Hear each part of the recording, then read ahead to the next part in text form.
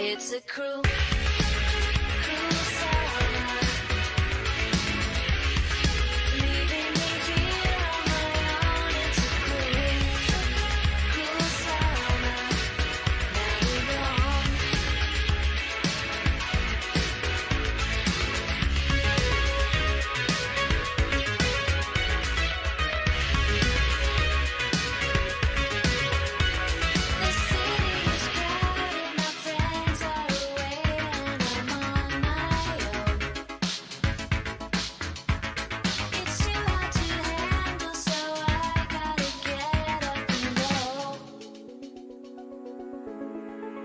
It's a cruel summer.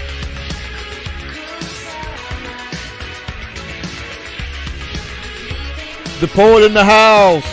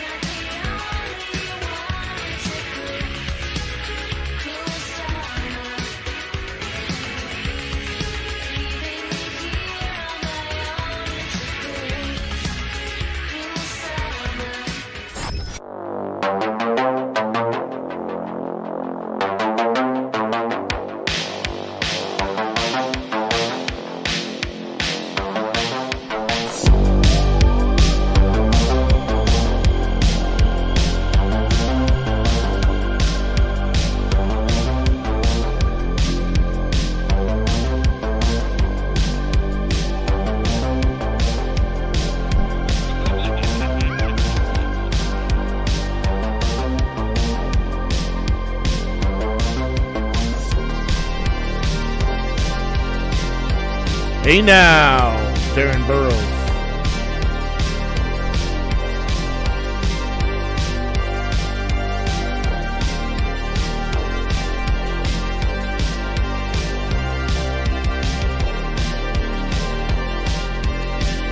That's me, sorta. I don't have that many wrinkles on my eyes. Ken Carlson. Hello, Anthony. Hello. Yeah, it is pretty cool, isn't it? And for some reason, you don't get copyright strike. I don't know why. Blair, hello. Let's get ready. Ready for the big delay on everything. Let me see if I can get it right here. Boom! So I got some stuff over here. Except the synapse is a little fucked, but you know. Oh, sorry to hear that, Ken, as far as the Frenchman's Garden. I mean, to me personally, it sounds like something like that one movie with Meryl Streep. It's called like The French Lieutenant's Woman or something like that. And I was like, nah, I'm not gonna. I wasn't even interested at. Even when I was younger, I could just tell that's not my type of a thing. So I just got, Darren may be interested in this. I got watching a Giallo from like 2013 or so. It's called like TULPA. And I think it may be something like Demon of Lust or something. Talpa. It's about this chick that goes to a sex club, and then all the people she's screwing start getting killed by an actual black figure in black with black gloves, and pretty violent deaths and stuff. But overall, I wouldn't say it was, you know, you need to see it or anything. But, you know, it's not too bad. Did get my Wraith from Amazon in, and man, I watched that last night, and the transfer looks great. And I listened to a little bit of the commentary here and there, and Felcher's on there talking with the guys who played like Skank and Gutter Boy. Yeah, I'm not sure. I mean, so you know, you might as well see it if you interested. But yeah, man, it was awesome to hear all that music again. I mean, that's one of the best soundtracks that I have it on cassette somewhere, but I've downloaded it and everything. I'm surprised that no. I mean that music may be hard to license, but maybe somebody could put out like an LP or something of it. But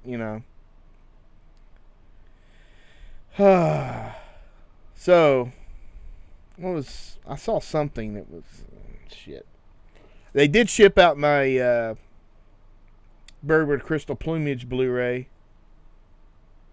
Yeah, I think the Wraith is probably my...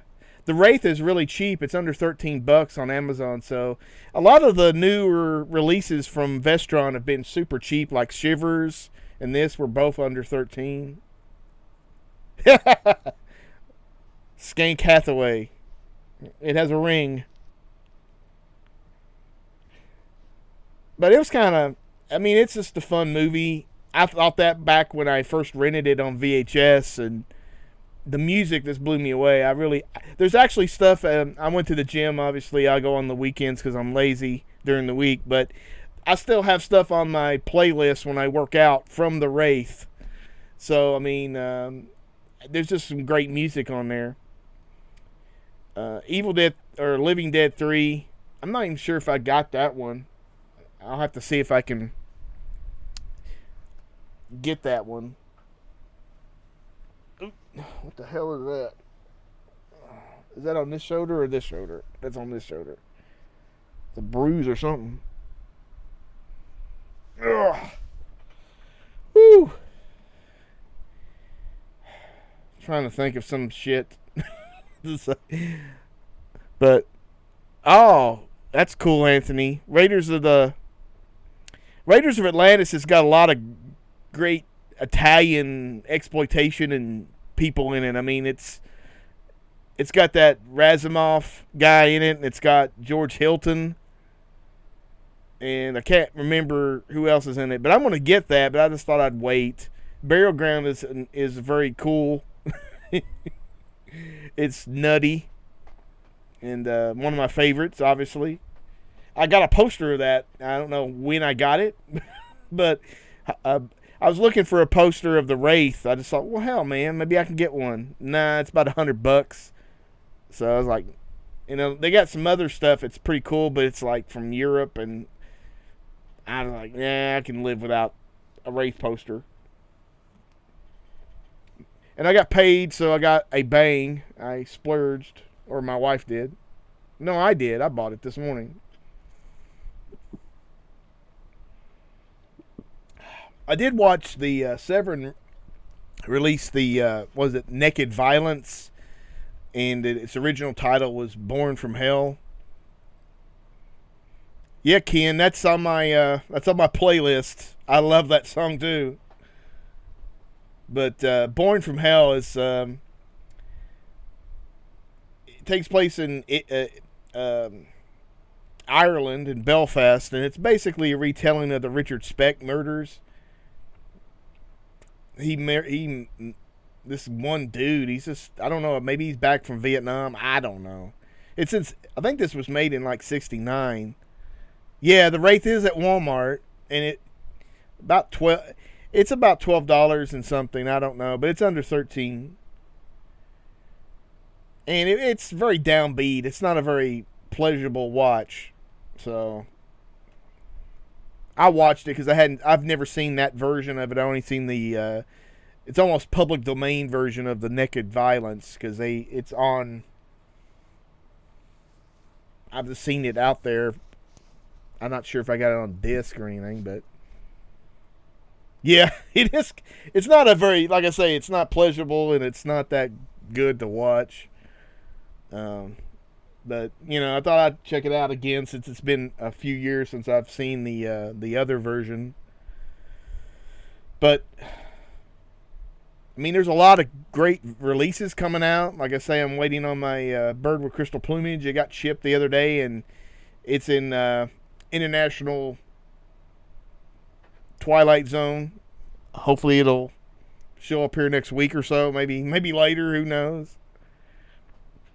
But I mean, I just I just thought of something off the cuff as far as a topic, but I don't really care. But there's a lot of great companies out there, and and there's a few new ones. I mean, like Wes said, that the Cauldron Films is basically Diabolic DVD, so they're releasing a few extra ones. The Poet's asking which is worse, Jason X or Jason Goes to Hell.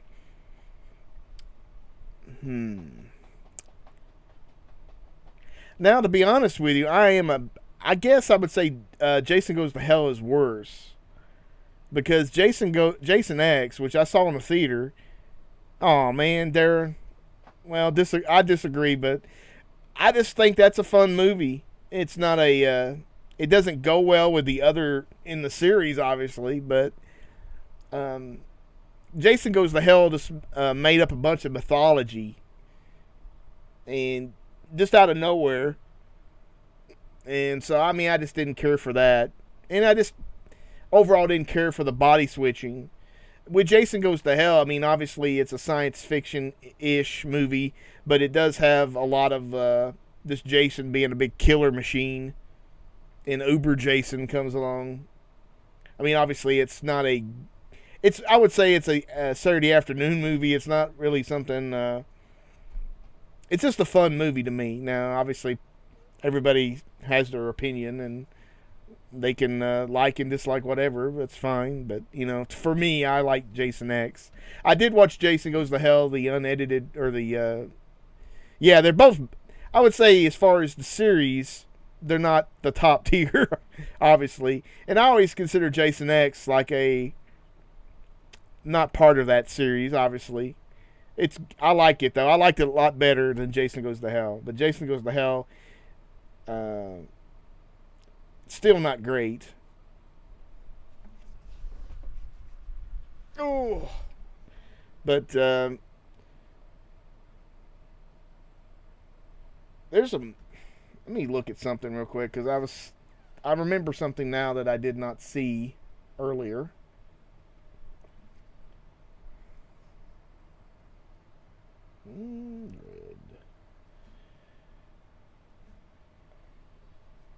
Let's see something here.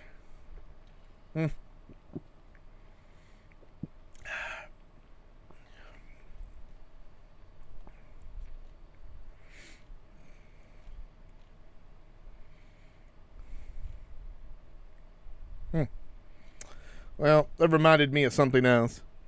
I did watch Netflix got some new horror films that are kind of interesting. One I haven't seen yet. I forgot what it was called, but it's something like an American Horror Story or something like that. But it's Italian, or it's something like that. I can't remember the exact title. But there's a new one called Blood Red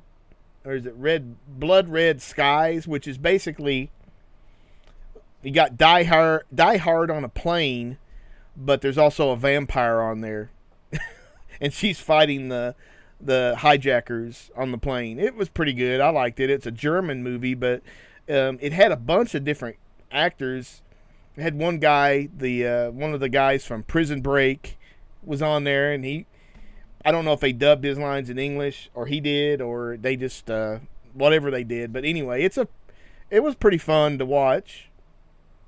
It's a little long. It's like 2 hours and 3 minutes or something, which I think without credits, it's a little under 2 hours. But it was interesting. Had some good violence, and they go for more of the 30 Days of Night vampires.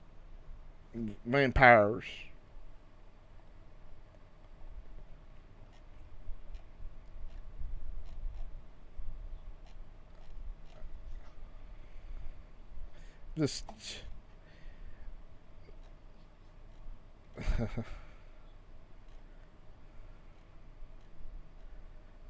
And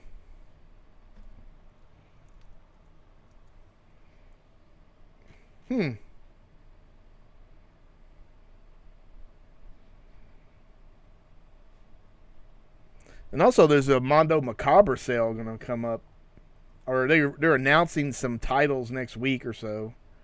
So, I mean, I would be interested in seeing those. I mean, they disappeared for quite a while as far as really slowed down their releases, and then now they're back up. I mean, there was a few years there. It's like, wow, I haven't really heard anything about them in a while. But they're releasing pretty consistently.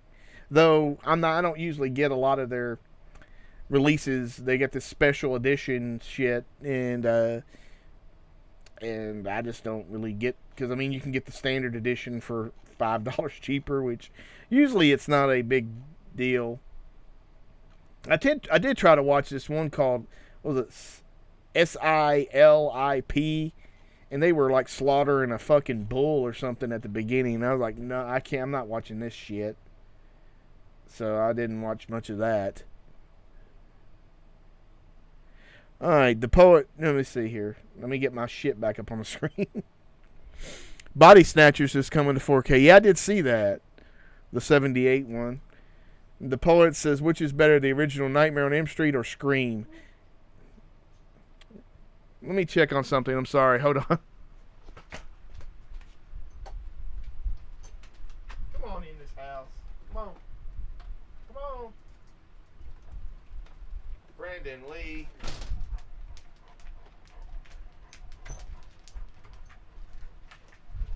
I didn't know Big Boy was out there. For me personally, I like Scream better than Nightmare on Elm Street. I'm not a super big fan of those movies. Well, the original Scream, I mean, Scream 1 and 2 are pretty much the best of the 4 that's out there right now. I do like part 4 better than 3, but that's just me. I do like Nightmare on Elm Street, but I mean, I think the first one and maybe the second one are the more scary versions of Freddy Krueger. Then the rest of it kind of got jokey, and so not part 3 is my favorite of those. So you could, and then 4 is kind of a similar follow up, but that's about it. I mean, New Nightmare is pretty cool. I haven't watched it in a little while, but I did like it.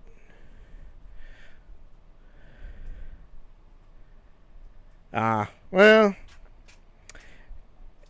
you know, it is kind of a Scream, if you look at it, it's kind of a WB UPN kind of thing with all the people in there. But I don't know. I just remember it was one of the, better theater experiences back when it came out in like 96 or so. So, I mean, I'm a big fan of it. And I'm looking forward to the 4K. And the 5th one. I'm intrigued by that. I do need to watch the 4th one again. I know people don't like that one a lot, but I don't know. Like I said, I liked it better than the 3rd one. I thought the 3rd one was really lacking.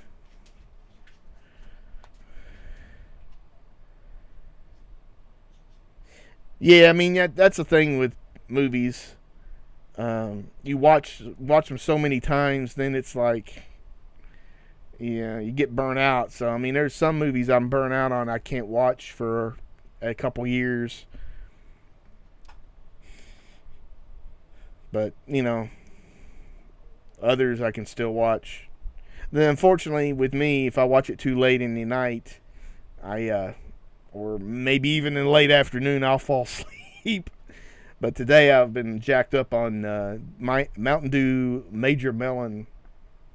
So, and then I'm drinking this, so I'll probably get the shakes before too long.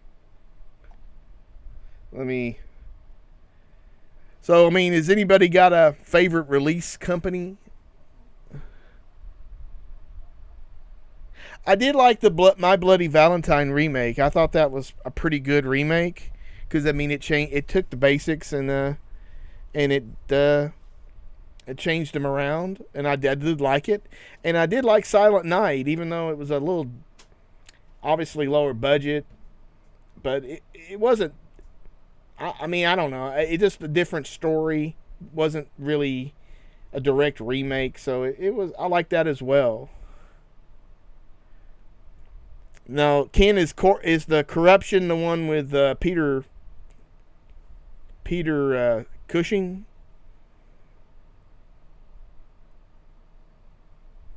And I think I saw the Bloody Valentine in 3D. Even though they send you you get the ones with the stupid red and blue glasses when you get the Blu-ray or something. Yeah, I got the Grindhouse released that as well earlier. It's been a couple years.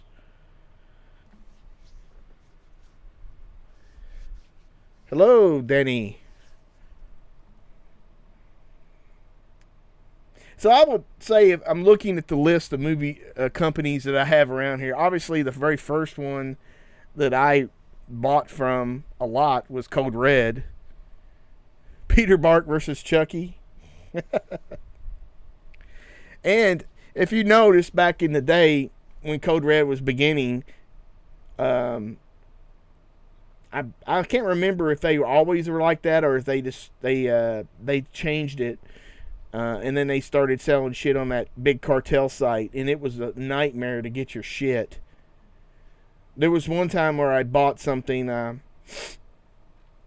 can't even remember if it was the Redeemer, and I bought it, and I didn't get it for like over a month or so. So I got PayPal to send me my money back. Got my money back, and then I ordered again and got it.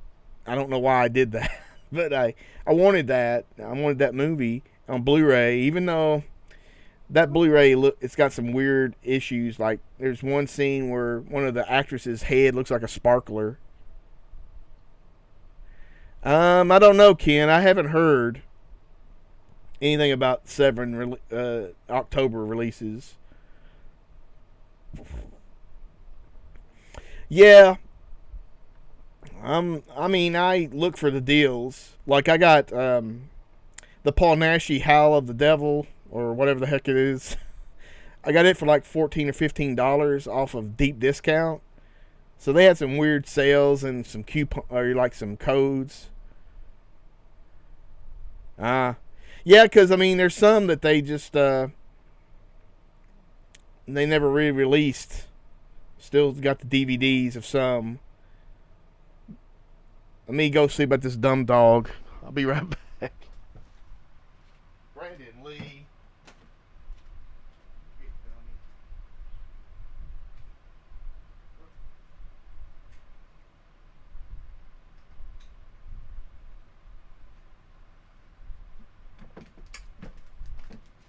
You want to go out?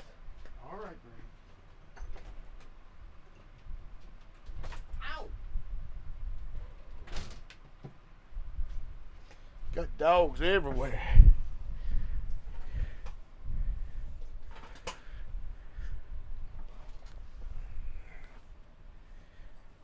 Matt saying he can't think of any with succinct soundtracks like Ninja 3 or Vigilante. That's a hard one. I'm trying to think.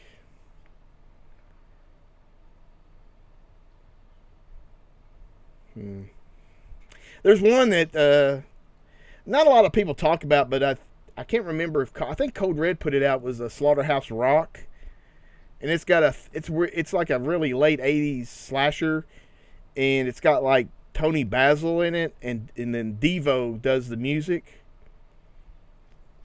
and it's a pretty good sound, there's some pretty good songs in it from Devo with Tony Basil, I believe. Like, the main theme is really cool.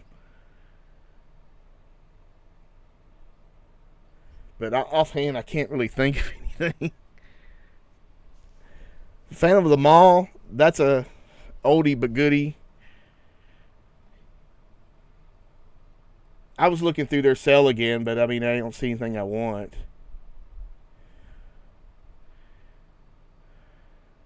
Hellraiser on 4K on Friday, yeah.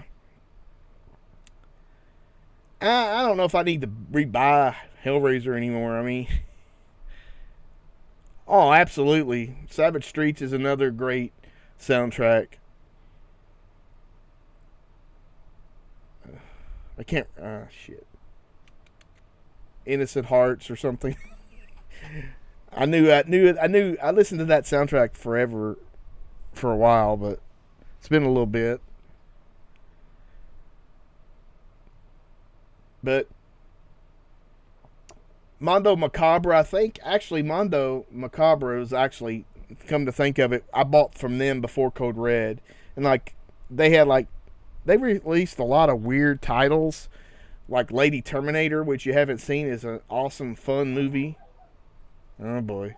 It's basically an Indonesian remake of Terminator with a lot of weird mythology. But it's fun, trust me.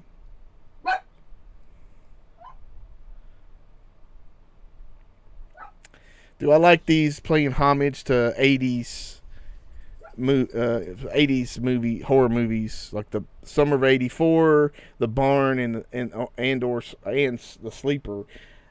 I like them, but I mean, some of them are a little bit lower budget. Especially The Barn was lower budget, but I liked it for what it was. I know there's a weird extended version of that or something, but Summer '84 was pretty good. And Sleeper, I'm a little bit iffy if I've seen that one. I have seen I've seen it, but I think I forgot a lot of it. Ken's saying he's got Symptoms and Who Could Kill a Child and Devil's Nightmare.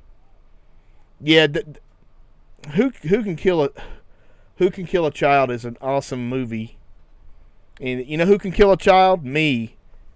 If I was in those circumstances.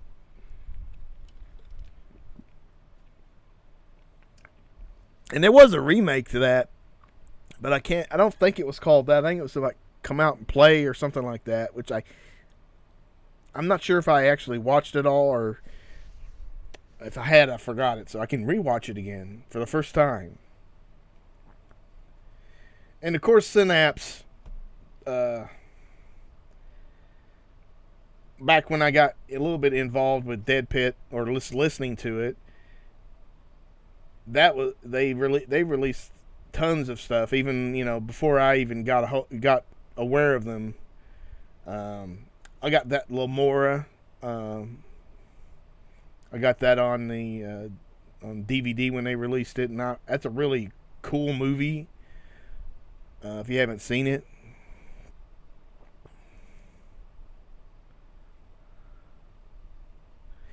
Matt's saying he couldn't get into Savage Streets. I like Ninja 3, Vigilante, and The Running Man. Yeah, I mean,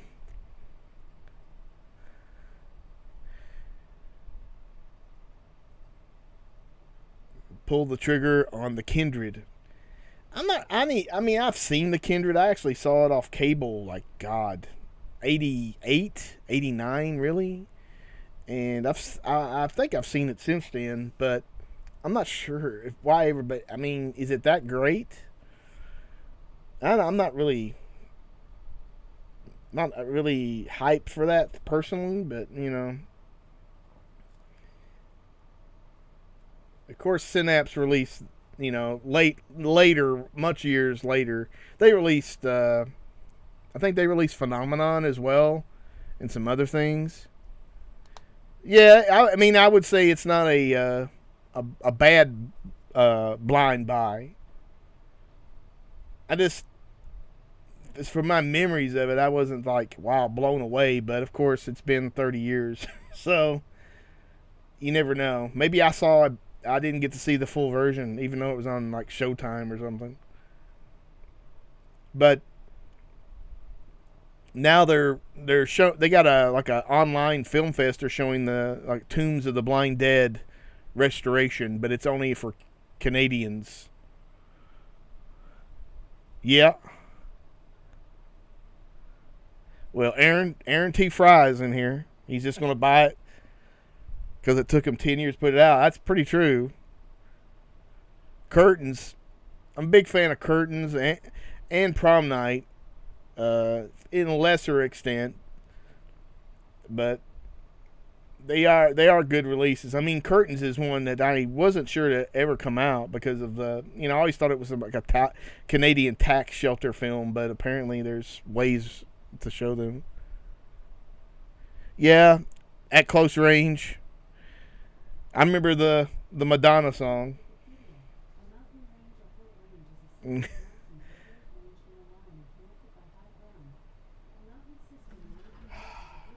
Echo! Stop. I don't know what I said, but our Amazon device just started reading me a novel. I did find the new Prom Night that they made a while back, and someone had cut it up, and it was like 30 minutes. And I guess it took a whole lot of shit out, obviously, and I still didn't think it was that good. Maybe. I'm not sure how much detail.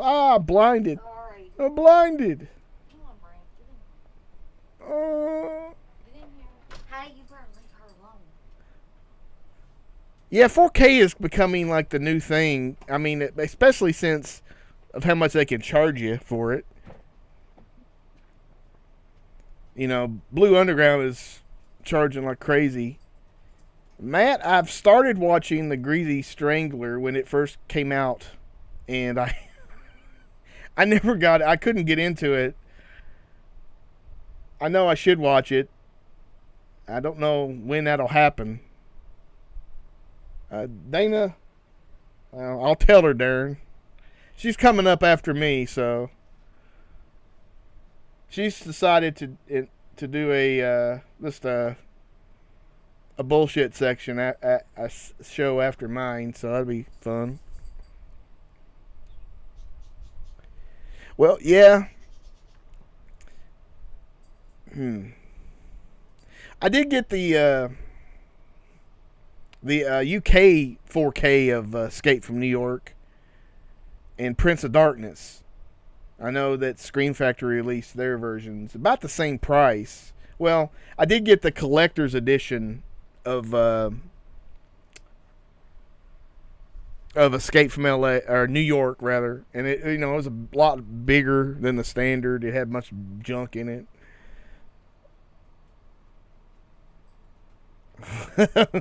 Well, I don't know if it's already happened or not, but those two guys from Greasy Strangler were at a convention together, which I was very odd.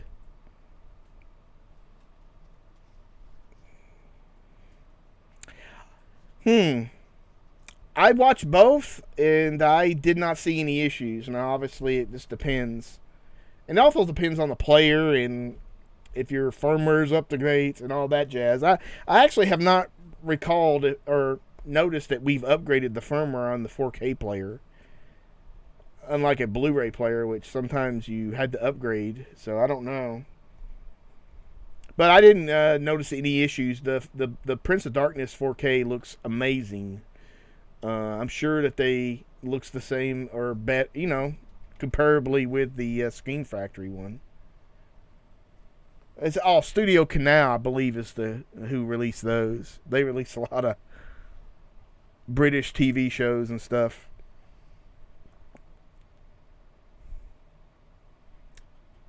Of course, I think everything kind of kicked into high gear when Vinegar Syndrome and Severin came out. Those guys are really like getting it out there.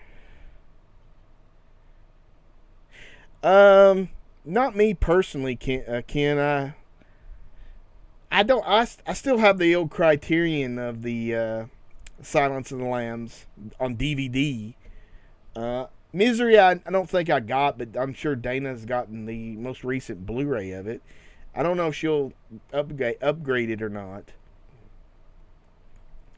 I'm not sure if I will get Silence of the Lambs, at least initially, maybe later. Deadlock 4K, wow. Now that's the one with Rutger Hauer, I'm assuming. That was I remember seeing that off HBO a long time ago. Or maybe it was VHS. I can't remember. I thought it was. I thought it was HBO. But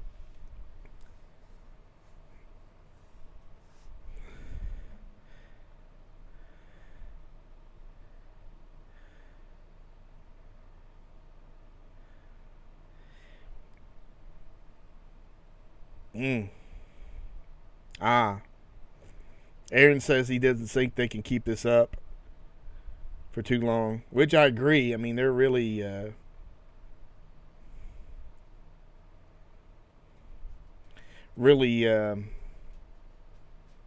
they're going for like obscure stuff that, I mean, some people like, and then some stuff I would never consider buying, like Six String Samurai. I mean, I'm not saying it's a bad movie or anything, but I was like, no, I'm not gonna.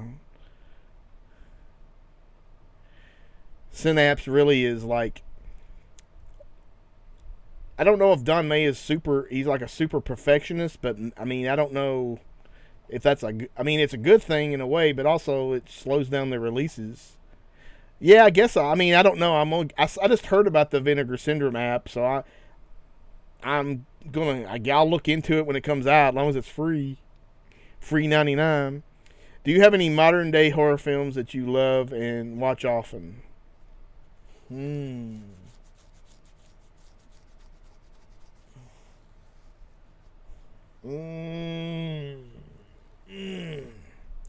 Damn, Matt. This bang ain't helping my brain.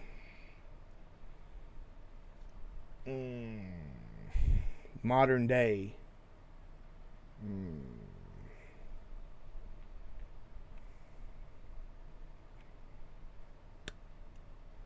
Damn. Come on, brain.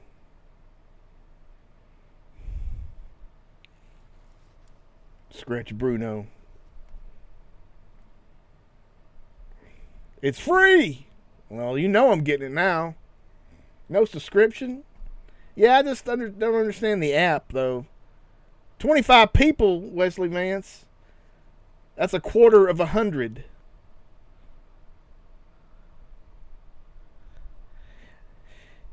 Yeah, and also, I mean, if you look in, like, thrift stores, you can get the original Blu-ray pretty cheap. I guess I am. For an older guy. And I mean, I got the original. I didn't get the Screen Factory. I got the original for like $9 or $10 or something. I'm happy with that. It looks good to me. They should announce that they're doing a fucking sequel to that. But if they're gonna, I mean, I don't know why.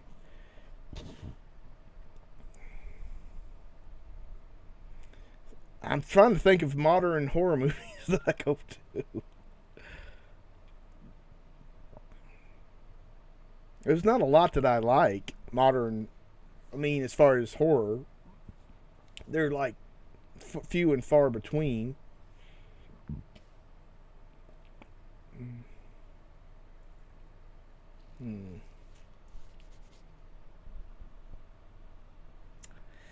I can't think of anything. I'm sorry. I usually watch old shit. I really do. I mean, I'm thinking about watching Eyeball later. I'm debating Eyeball or Svengoolie is showing The Black Cat. Hostel. I watched the first part of Hostel, and it's more like a sex thing, like a sex comedy. If you turn it off before the weird Ivan look or whatever his name is starts disappearing. Dead Zone was a weird looking picture even back in the day. So I'm sure cleaned up it would look good. Hereditary, I mean, I like Hereditary to a degree. But man, it's I wouldn't say I would want to watch that on a semi-regular basis. That and Midsummer, because the only version of Midsummer I got is the director's cut, which is like 3 hours and is it 40 minutes or so?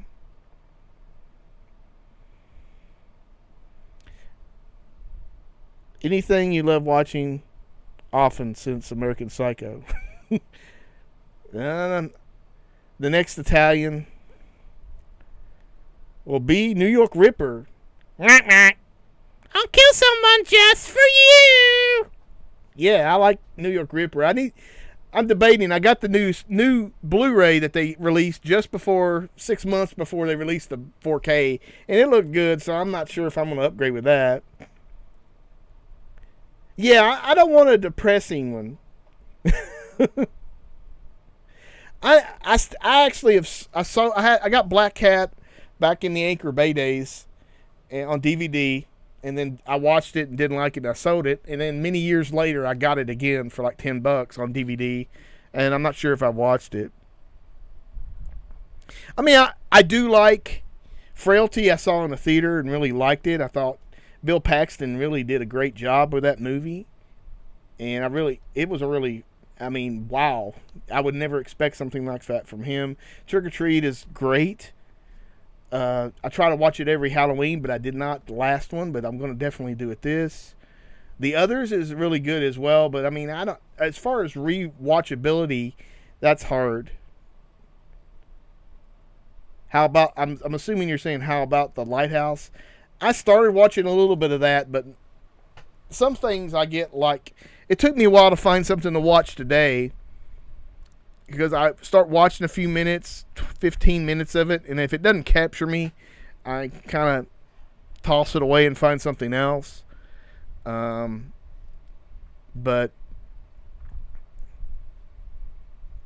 I have not watched The Lighthouse, unfortunately.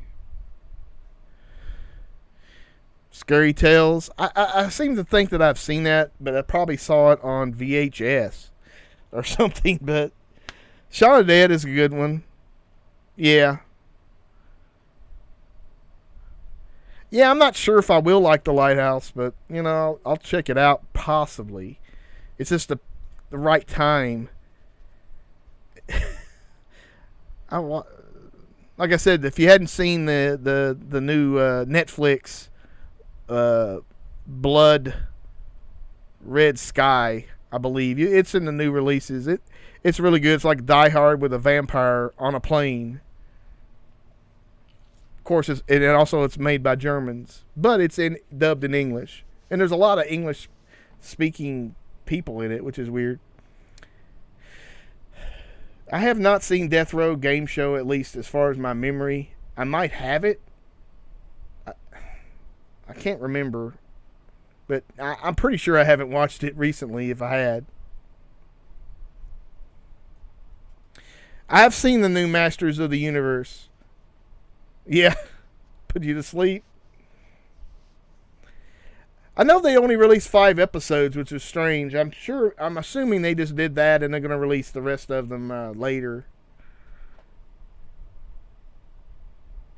I watched Maniac Cop with Joe Bob and Bruce Campbell yesterday. I hadn't watched that episode yet. They didn't make movies like that anymore for some reason. But Maniac Cop 2 is probably my favorite. Now I haven't watched it again. I need to watch it. Bill Lustig really must love those movies. He's putting those out on 4K. Ooh, dead and buried. Very much. Very. I wasn't a big fan. I saw Psycho Cop, and I think Maniac Cop is 100 times better, in my opinion. But, you know, Uncle Sam. Yeah, you got to get that before next year's 4th of July celebration.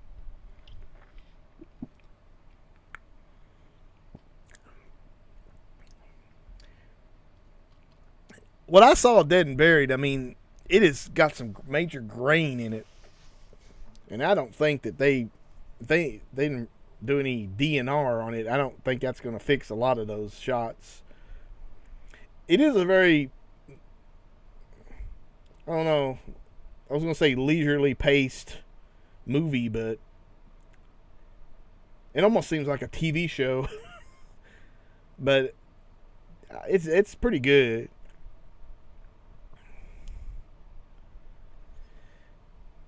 I don't know about the Prowler. You never know about that one, unless it. Yeah, I mean, you don't want to spoil the fun for people. Stage Fright, Death Dream. I'm okay with. I got the DVD of it. I don't see a need to upgrade that. But Stage Fright, I do have the Blu-ray. I'm a big fan of that one. Oh my! What is that? Huh? What's that? That's the box that my massager's in. I took it out of the box because Your the personal box, massager? No, Steve. The neck and shoulder. Ah. Well, I got the Blu-ray of the recent Blu-ray of Stendhal Syndrome. I think I'm good. Frank, are you coming out? They might redo a Tales of the Crypt. I don't know about Freddy's Nightmares though. They might do Tales from the Crypt on Blu-ray. That's what Bill told you. You and Bill on good terms. Did y'all go to the deli on 48th Street down there in Manhattan somewhere? In Queens? You and Bill? It's not a great movie in my opinion, but I watched it. I watch it sometimes.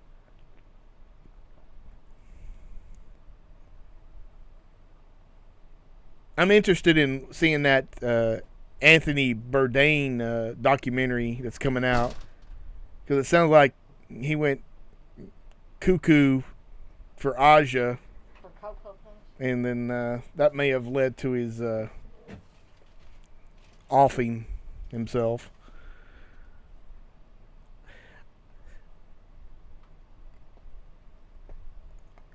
Insiders, you have insider friends. Mr. Deadpit on Patreon. Tiers start at just $1, and it's got a lot of updates. What was the last great Argento movie? Well, I think Sleepless.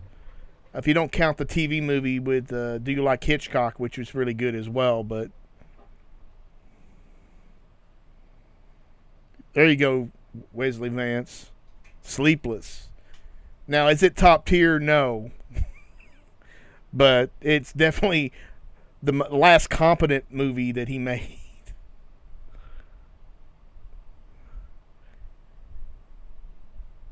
I wasn't a big fan of Freddy's Nightmares. I saw some of those, but they just seem really low budget compared to like Friday the 13th, the series, which I guess wasn't very low, big. Yeah, it seemed Sleepless seemed like a return. They were returning Argento back to it, back to the great, some good greatest hits kind of thing.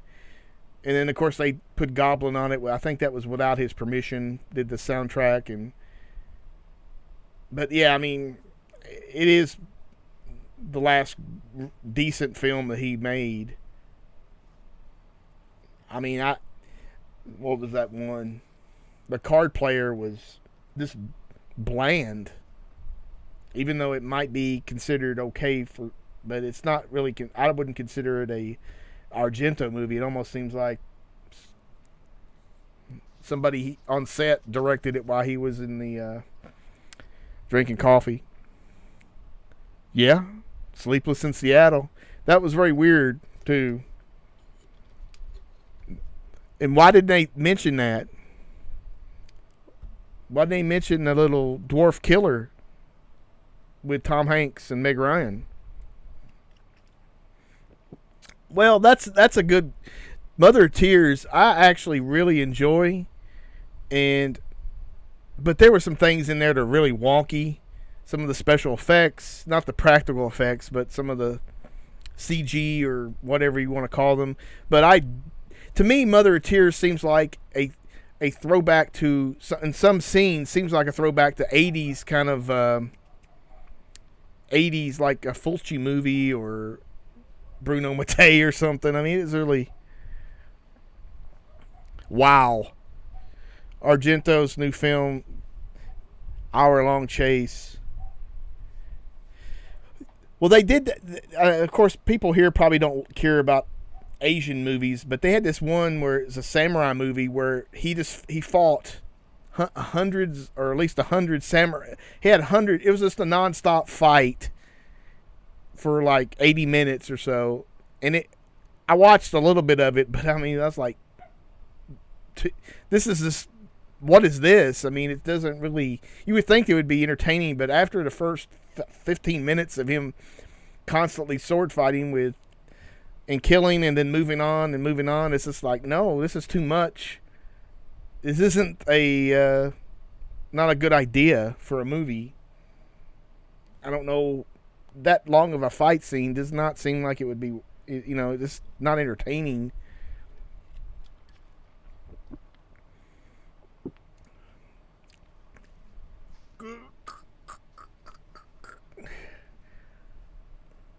Where's my mouse? Let me see something. Har. Nope.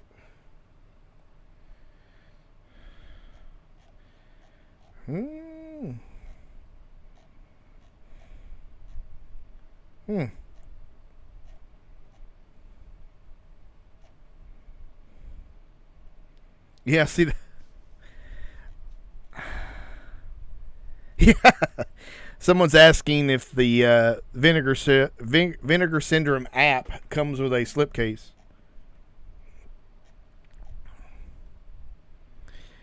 And it looks to be a sale on mvdsale.com of Synapse titles.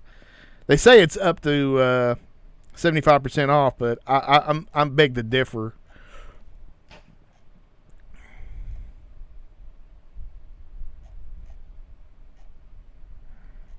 And I saw the Shawshank Redemption.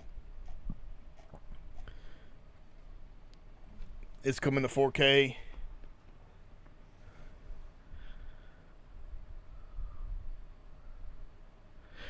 So Dean is asking, what's your favorite label or labels? I mean, obviously, there's so many, but Arrow's been really, really good as of late with their announcements, and Vinegar Syndrome and Severin is usually the ones that obviously they have their sales twice a year, so everybody's into that. So those three, but I mean, all of them at one point, because all of them get different titles. 88 Films is one who gets a lot of the titles that are released here, and then they release some of theirs. So there's different versions of I can't remember, but they release. One company will release it here, and then they'll release it over in the UK.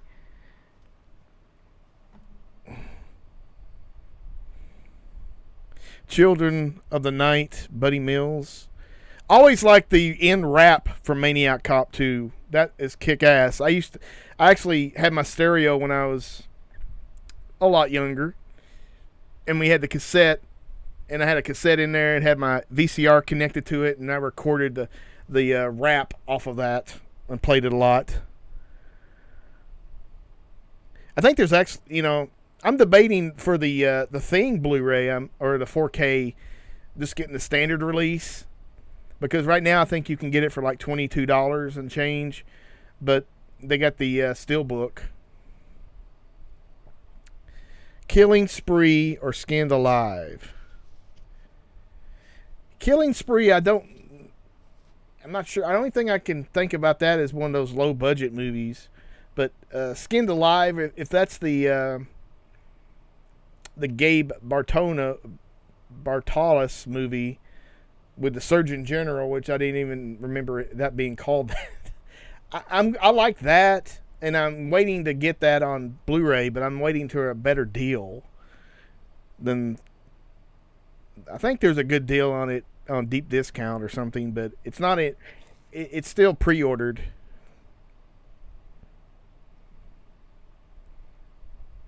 There's a lot of sales recently that are not very good, and I mean they're all on these other weird websites.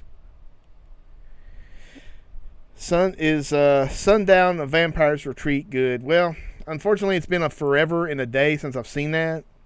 and I got it on one of those 8-packs they sold many years ago that people were going 8 crap over, and me included. I do know Bruce Campbell's in it, I think. I really don't remember, but as far as my instincts are, that it's probably not a great, a must-have. So I would, in those cases, I always want to track down a version that I can find and just watch it to see if I'm going to like it, because a lot of times when a lot of these movies, you just get them and then you watch them and go, well, I'm glad I didn't buy that one. And then sometimes I buy them and have the same feelings. Yeah. He's actually Warwick Davis's nameplates in that one. And then, no, Dana's seen Running Time, haven't you? Yeah, but I haven't watched my Blu-ray yet. No, I have never seen that one. It's interesting. I've not seen Crime Wave, at least all the way through. Oh my gosh, you're missing out. Oh, no.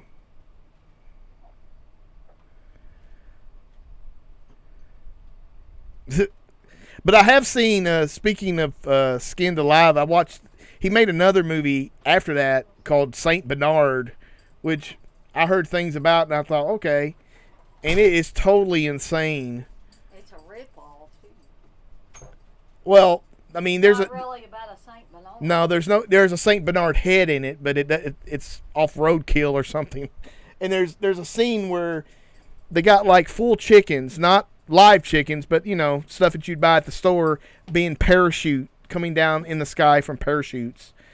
And they must have actually, I think I saw in some extra where some guy would skydive out and then he would release the parachute for the skinned chicken and then tape it while on the way down. It's just insane. It's a very insane movie. I just still don't even know what the hell I watched. Matt saying he thought Inferno was better than Suspiria. I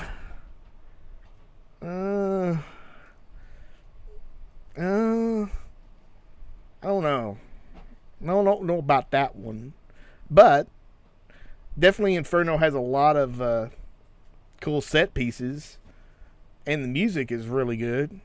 So that's one I had never heard of back in the Anchor Bay days, was Inferno. And then I read that it was, kind of a sequel to Suspiria, and I was like, damn. And when I watched it, I must admit, I think I was a little disappointed. But over the years, I really come to like it a lot more. It's definitely not... There's so much in Suspiria that is so classic, and the music and the visuals and the colors.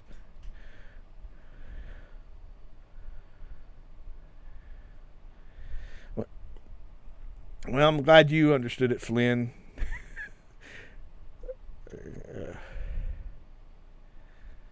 Wow.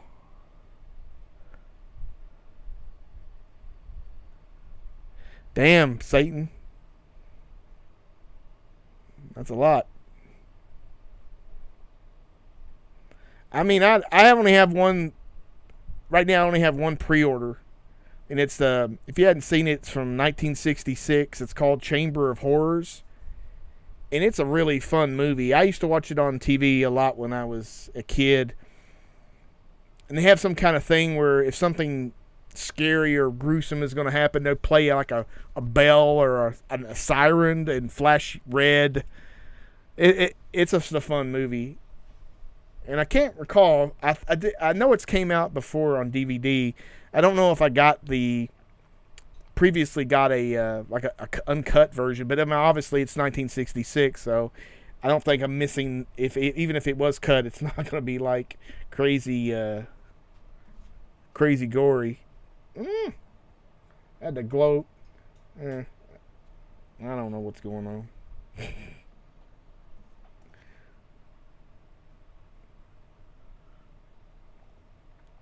But I mean, obviously, there's a lot of shit coming out in September.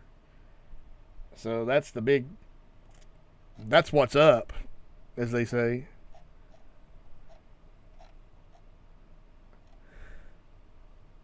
Arrow's putting out The Mill of Stone Women on Blu-ray. I know they put that out before. Or no. Mondo Macabre put out the DVD, I believe.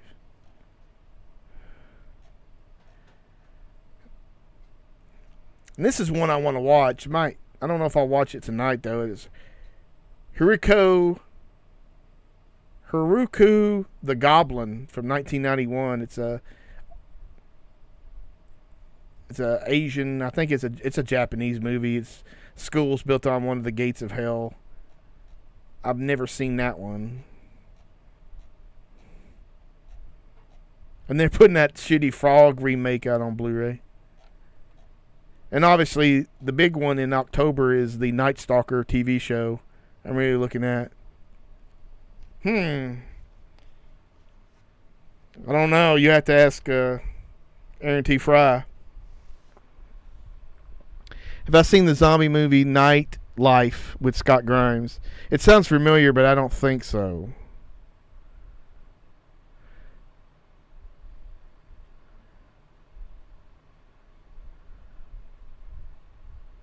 Night of the Juggler. I'm not sure if I've seen that one, but I've definitely heard of it. I think it's James Brolin in it, maybe? Or is it James Caan? I mean, as far as getting the limited edition stuff, some of the stuff is cool, but at some point, you don't really need it. The movie's the main thing. I mean, there's a lot of great extras, but the movie is the main course. And usually, there's some things that the actual extras, maybe a full-length documentary, is actually better than the feature. And so, I mean, it's just kind of hit or miss. God damn, I need to shave this shit because it's ridiculous. Long Hair of Death, another Barbara Steele movie. It was weird that she turned up in that what's his name? Ryan Gosling film. I'm not sure. Maybe he's a horror geek, or he definitely likes Barbara Steele. I think something River. Can't remember it. The T-Tool.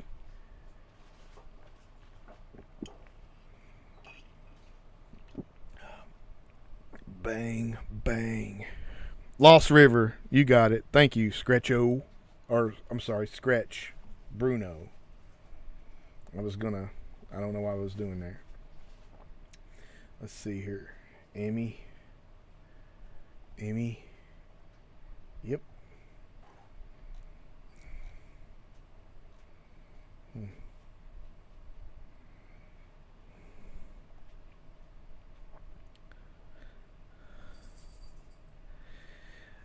Amazon's got some weird. There's still the Paul Naschy Blu-ray set, but it's still $50 I'm not gonna get that.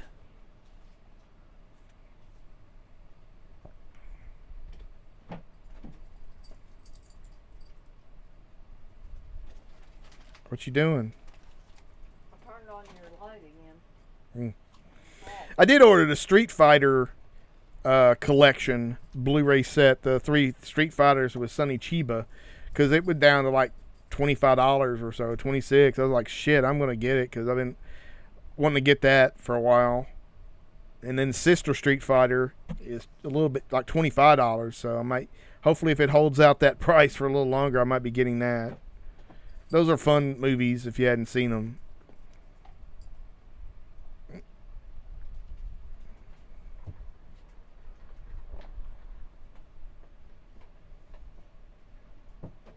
Yeah, Hunchback of the Morgue. Well, Evan Williams. I think it was it's on Facebook, but I mean, obviously, it depends on what group you are. I think it was mvdsale.com, something like that.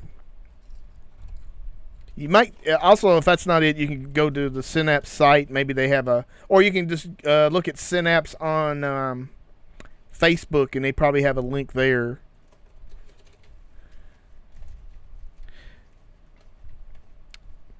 Yeah, I mean, X-Ray. She's they have a few, like four of those movies or so, and then they got maybe one more that's not really an official sister Street Fighter movie, but it's in there. I think I saw that one. It was okay, but Sister Street Fighter, the first one, was really good. It's really fun and over the top. I think I've seen Suspiria in pieces. Definitely pieces I've seen a lot lately, in the last few years. So I need to. It's almost becoming too much. I'm overwatched film. How's those chips doing, Dana? Good. You want some? No. Are you gonna eat them over here? No. Okay. I'm just eating them while I'm sitting over here. Do I ever drink or smoke? Well, in my younger life, I drank quite a bit of beer when I started in the Army, and then I slowed down quite a bit in my mid-40s, and then hardly ever. I did have a White Claw earlier. That's my one thing during. I got a White Claw, and I drank two, and they messed me up a little bit, so I'm not gonna. I just drunk one. I'm not sure if I don't smoke at all because I find that gross. Unfortunately, my dad smoked, and I hated the way it smelled. So, I've been lucky, and I haven't had that smell or have to smell that very often. And when I do it, can't smoke cigars because he gets sick. Well, I have smoked a cigar, and yeah, that's nasty too. To be honest, it doesn't smell as bad. B-Plan versus Nam. Maybe. No, not really. What's Nam? Vietnam. Okay, that's what I thought, but my eyes are kind of. You wasn't in the Army then. No, I was 5 when they ended the war, so I missed out. Thank goodness. Or I'd come back with some ears or something as a necklace. But yeah, that's what I'm looking at is those movies. Street Fighter. I actually met Sonny Chiba. He actually came to a Fright Night in the mall. It was in a empty Sears building in the Ghetto Mall. And I got Steve tickets just so he could go in there and get that autograph. I do have flashbacks, but not from Nam. But I'm thinking I'm gonna let my sweet wife take over. You don't have to let me if you're not done. I'm trying to figure out where in the hell. There we go. So, here comes Dana. I'm gonna put these chips up. She's gonna put the chips up. Dana's gonna. This is like her 10th or 12th hour on YouTube this week. Oh, I'm in the hood. I'm in the lower end middle class neighborhood.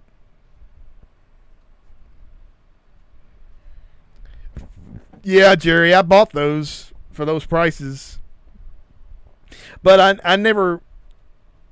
I'm trying to remember. I don't even know if I think I got the DVD of Living Dead at Manchester Morgue, but. Oh yeah, by the way, Dana got me a captain's koozie. He's got another hat. They're available on Amazon, not from us or No. DEADPIT, but anyway. But in Central High, I was more, or Central High Massacre, Central Massacre High, whatever the hell it is.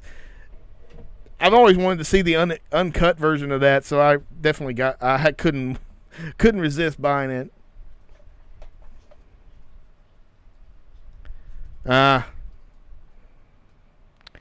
Yeah, I mean, I work at the Ford plant here, and but I'm in IT, and I'm a contractor, so I don't really get any of the benefits of working at Ford. But unfortunately, it's not as stressful because that's one of the reasons I quit my last job. And this job I've been working for 8 years is a little less stressful. Every once in a while, I get stressed out, but Speaking of 8 years, me and Steve are getting ready to have our 8th wedding anniversary. what? 8 years? Yeah. Lucky us. Lucky 8. August 2nd. So Steve better be thinking about something nice to I'm gonna take you to the local. I got a reservations at the local White Castle, No, God. and you got a big red, extra large big red drink for you, No, thank you. and some tater tots, and some chicken And then ring sliders? sandwiches. Yeah, chicken ring sliders. So I'm gonna let my Dana take over. She's gonna continue the discussion. Well, it's just basically I don't have anything specific that I'm going to talk about. I'm just going to let people ask me questions, not personal questions, but no. questions about movies and stuff. Personal. Get personal.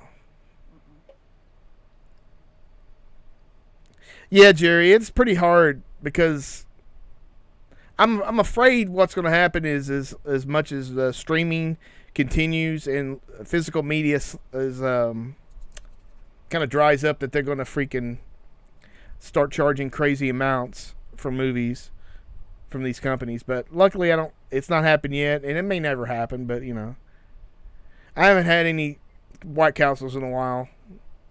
I got you those frozen ones. Oh yeah, well, frozen ones. But here's my Dane. You have command of the ship, Daner. Okay. Well, when the questions dry up, then you can shut this down. Oh, let me show you how to turn it off in case. Well, I know how to. Well, I know how to end it because Alright. I've ended mine. But You hit the outro, then you can come and get me. Okay? okay. All right. Here's Daner, everybody.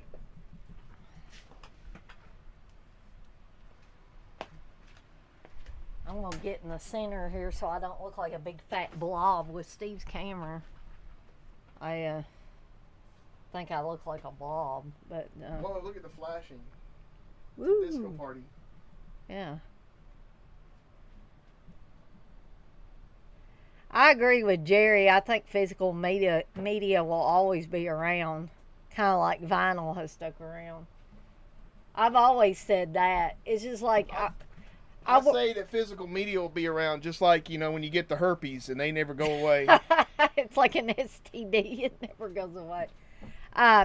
Well, see, I work for Louisville Free Public Library here in Louisville, and for years people have said that libraries are going to go away, They should. and that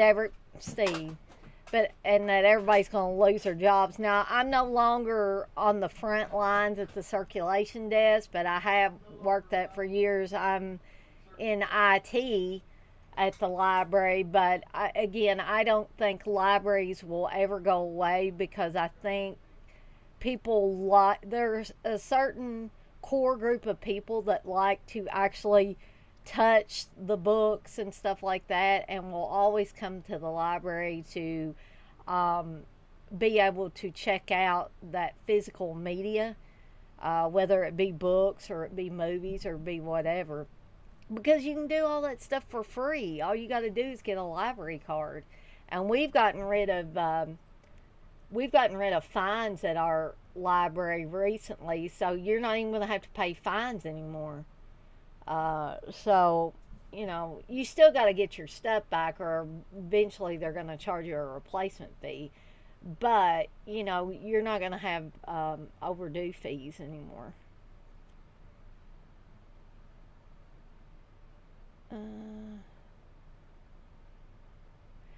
Yeah, sadly, X-ray, I think, as the market gets a little smaller, then they're going to jack up the prices, and that's really the drawback of the whole situation. But I've never been able to understand the people that want to go whole hog on streaming. I understand people that are just literally running out of space for physical media in their collections, and they're kind of forced to go to the streaming with some newer stuff. But these people that just say, oh, I'm not going to have any physical media, and this is usually the younger people. I'm not saying that older people don't do it, but most of the time it's the younger people that go, jump in with both feet with that, streaming. Oh, everything's available streaming, so I don't need to buy any physical media. But I've always told Steve, I said, what's going to happen if all that stuff implodes and for whatever reason it goes away and it's just gone? Now, some people tell me that won't ever happen, but it's out there in digital land floating around pretty much, so I don't know how it could be it could not be possible that it could just go away one day. Go away. Yeah, I'm talking about streaming media. The poet, I agree with you. I would rather have a DVD, Blu-ray, 4K. Did you just get that? No, I've had it for a while. That's what I thought. You hadn't opened it yet. Yeah, I would much rather, as long as I'm able to have the space to put these in my collection, I would much rather have the physical media.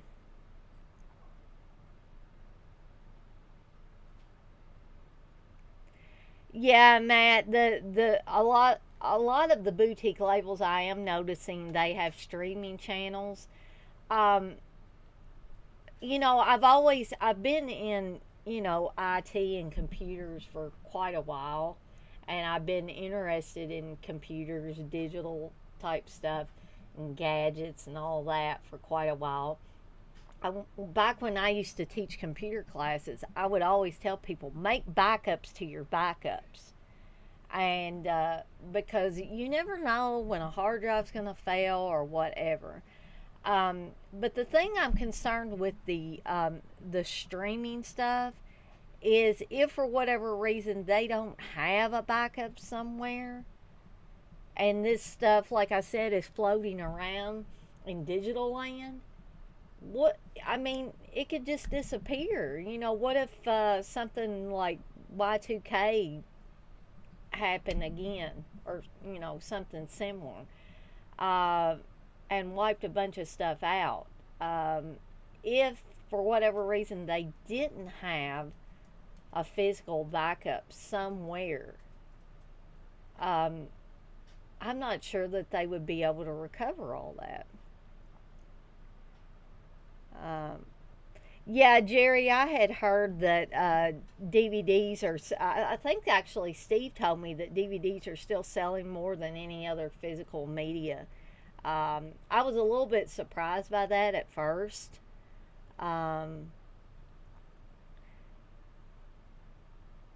Yeah, and I agree. People forget that there's people that live out in these rural areas that even if they are able to stream, like for instance, my parents, they're out in the sticks.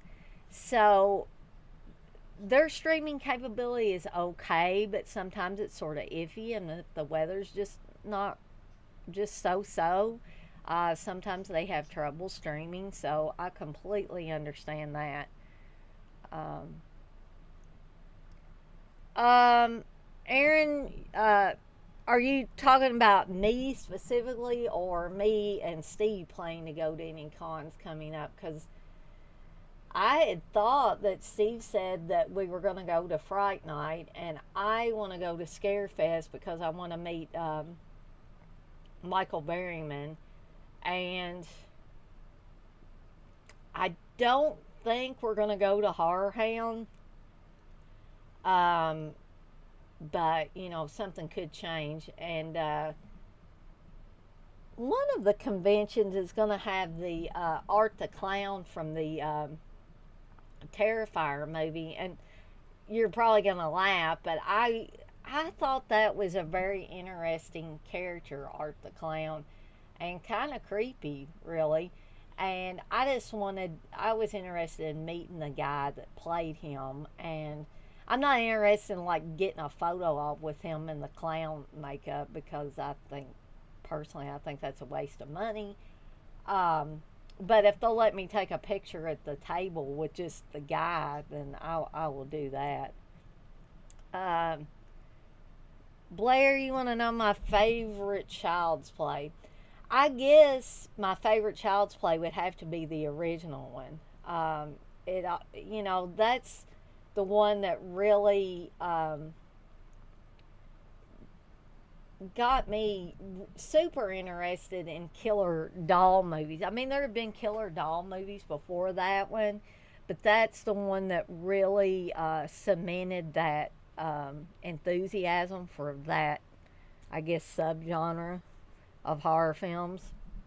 And I think just like the first Nightmare on Elm Street was the best Freddy, I think the first Child's Play was the best Chucky, and when Chucky was at his darkest, and he had a little bit of humor, but I think they did with Chucky what they did with Freddy.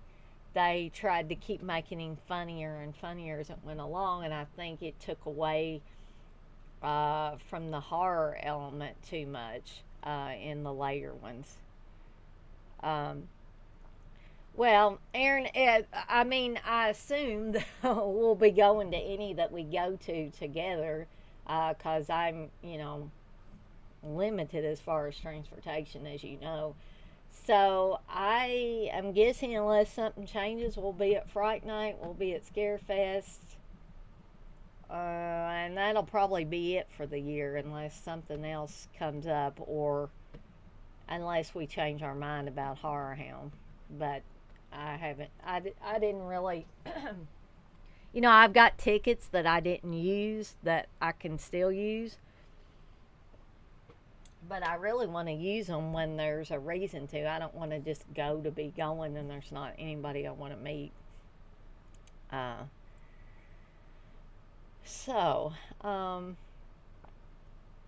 This was really, I didn't have anything prepared or anything. So, if you guys keep asking me questions or what my opinion is on different things horror related, I will answer them. But if we don't have any here in a little bit, a minute or so, then I will cut this off and or do the outro for Steve's show and then have him cut everything off. But has anybody got anything else they want to ask me or ask my opinion on or anything like that?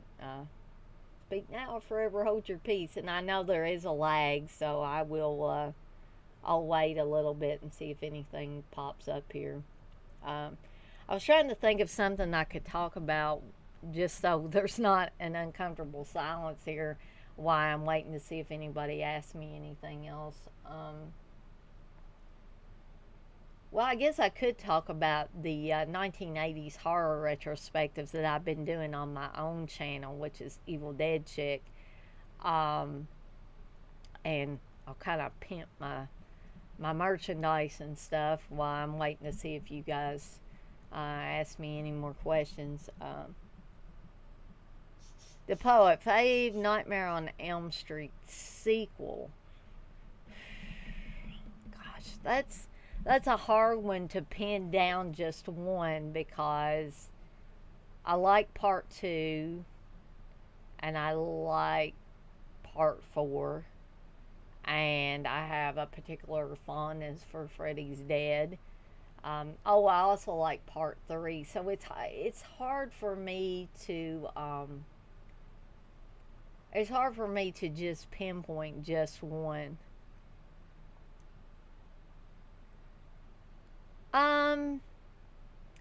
X-Ray, I'd probably have to say Ghoulies Go to College because, I might take some flack for this, but I happen to be more of a fan of the Ghoulies films than the Leprechaun films. I can watch the Leprechaun films, they just don't seem as fun to me. Aaron, I honestly, I came in the room when Steve was watching the watch along video that you guys did, and I don't know, I guess because I just came in on part of it, and I didn't really understand what was going on. I didn't know if Danielle Harris was confronting him or what the deal was, or if it was just a bunch of just Tony Moran nonsense of him trying to defend himself or or what it was. Let me holler in there to Steve and. Hey, Steve. Aaron wants to know what we thought of the Tony Moran thing. I told what I thought, but I only saw pieces of it, so We're talking about the one. I'm assuming the watch along that they had. Well, I mean, I think it was just the, like you were saying, that Danielle Harris kind of got into something that she didn't, she fully didn't understand yet, and then him going on trying to. Was he crying on there? At some point, I can't remember, but it seemed like he was, but he was just trying to recover and trying to keep the money flow coming in. But I don't know if that's going to work, but, you know, who knows? Some people are just suckers and want to give their money to somebody. Well, let me ask you this, Steve, since you watched all of it and I only saw pieces of it. Pieces. Yeah, like the movie. Was Daniel Harris confronting him about what he said about his fans? Yes, a little bit. Or about what he said about Halloween fans? Well, he's talking about Tyler Maine and some other things. Why did he bring up Tyler Maine? Because I know he's foolish. But anyway, Quadruple X is asking when your next stream is, Dana. Yeah, I was getting ready to talk about that, but they were asking me a couple of questions, so I wanted to make sure that I answered those. And then Danielle Harris has got that bad stripper tattoo on her thigh. What the Sentinel eyebrow X-rays talking about? She has an eyebrow. She raises her eyebrow. Oh, okay. Oh, I know what you're talking about. Okay. It gets higher and higher. XX, I'm not sure exactly the date right now that I am going to do my next stream. I'll talk a little bit about that since I was getting ready to talk about it before a couple of questions came through there. But I'm in the middle of a 1980s horror retrospective, and I will be up to year 1986, the next one I do. And I believe I've got about 29 films to talk about, so word of warning for anybody that's thinking about joining that one. Excuse me. It might be rather long because there's a few more movies in that one to discuss. I'll try not to keep you guys too long, you know, as I try every time. Sometimes it works, sometimes it doesn't. Again, Steve says I go on way too long with those, but you know, I get in there and I start talking about stuff, and I'm getting getting into it and enjoying it and getting my groove on and all that stuff, and I don't even know that much time has gone past till I look at the little timer down there. It's like, whoa, I went on way too long. But anyway,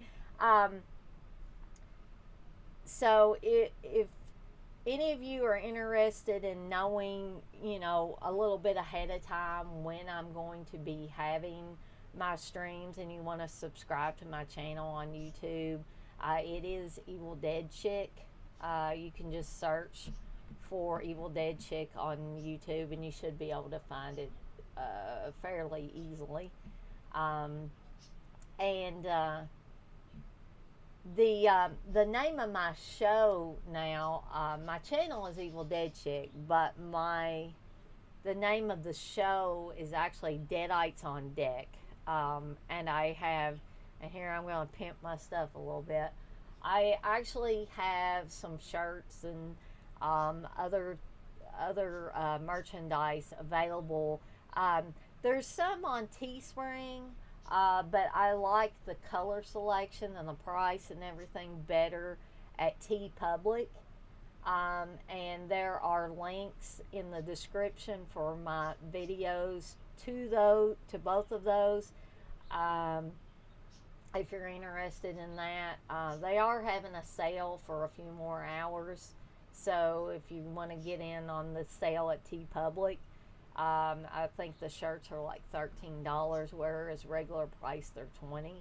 But here's the thing: at Teespring, their shirts are like $26, and they make you set that price that high, or you don't get any profit on them. So, and I'm a lot happier with the design that I ended up settling on, which has a caricature of my face with my first mate's hat on, with an ocean behind me, and some little looks like deadite hands coming up out of the water and coming up close to me, and it also says deadites on deck. Now, I kept getting flagged, and they kept removing my account 2 times before, and the third time I said, well, I'm not going to have deadites as a tag, I'm not going to have Evil Dead as a tag, and I'm not going to have deadites in the title of my storefront.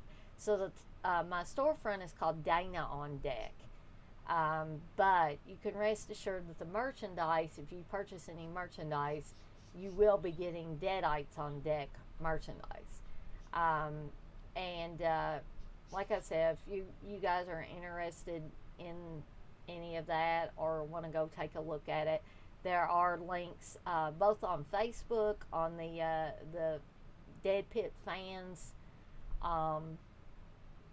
Facebook page, my personal Facebook page, and also in the description for my videos on YouTube, or at least the last 2, I think. XX, that wasn't a really direct answer to your question, as I had 3 this past week, 3 streams, and I don't know that I'm going to be able to physically do that this next week. I guess I was just feeling really good at the time that I did them, and I had some time off this past week, and I'm not going to this coming week. So that, if that tells you anything about whether I will be able to do that or not, I may do 1 or 2 maybe. But again, I don't think that directly answered your question, but somewhat did. And I was trying to think of something else I could talk about, other than pimping my wares around and stuff. I think the poet mentioned me having an intro for my show. I plan on working on that at some point this weekend, so that I will be able to use it on the next stream I do.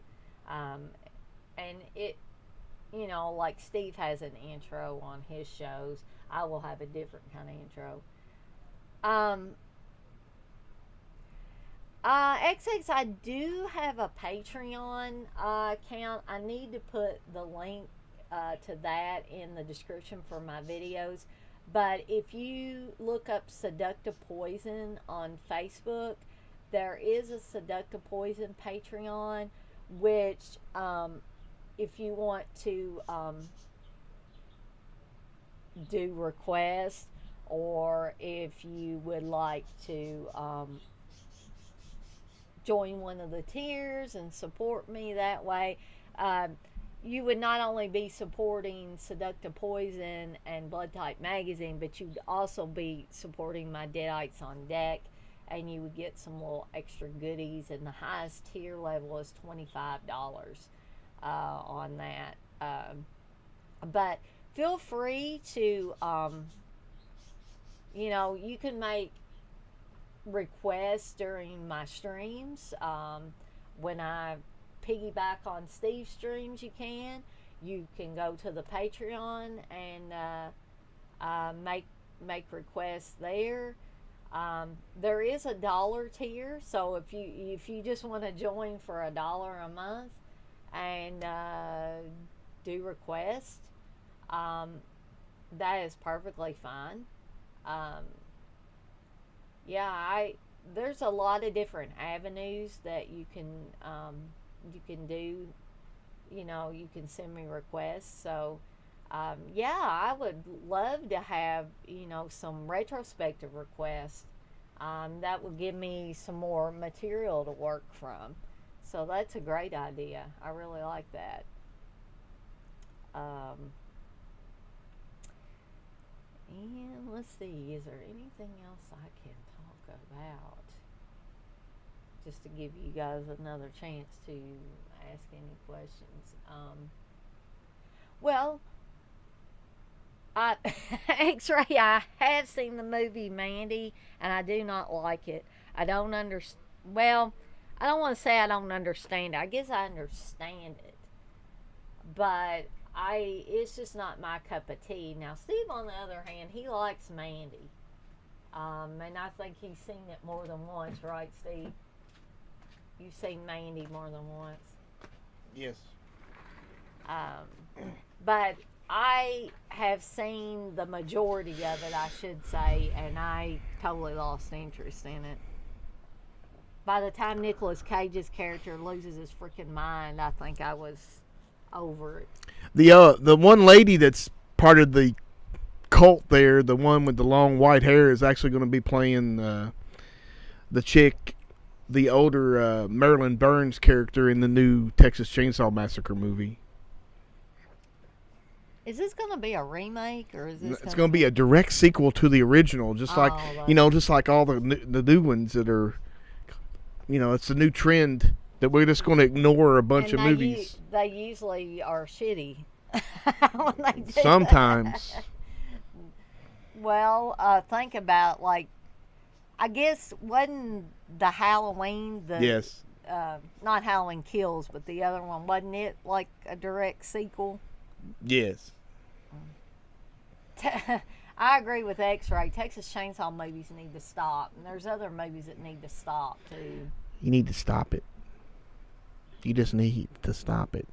Well, I did like Part 2 really well, so I don't have a problem with that one. Part 3 is pretty good too. Yeah, it is. Part 3, yeah.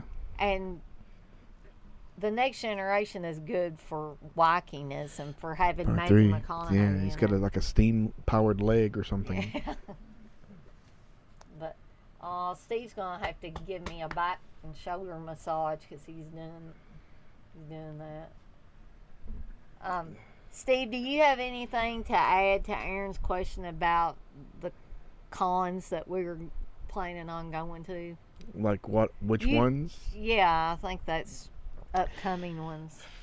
And I thought you said we were going to Fright Night. I guess. And I want to go to Scarefest because I want to meet Michael Berry. So I guess that those are really the only few that we might be going, but you never know. I mean, Dana bought some tickets for Whorehound, and I did. They're still good, so we might be going to one of those just to burn those tickets up and get some use out of that. Yeah, but I want to go when there's somebody that I want to meet. I don't want to go just to be going. That's what I said earlier. And I don't think Steve wants to drive all that way. I know that the Whorehound in Cincinnati is like got a really gigantic vendor room this time, so. Is that what Steve wants to go to? I don't know. I mean, I definitely want to see if I can get some of the releases from like Severin or Vinegar Syndrome. Well, see, guys, we might be going for that. Convention prices, which is usually a little bit cheaper. Not much.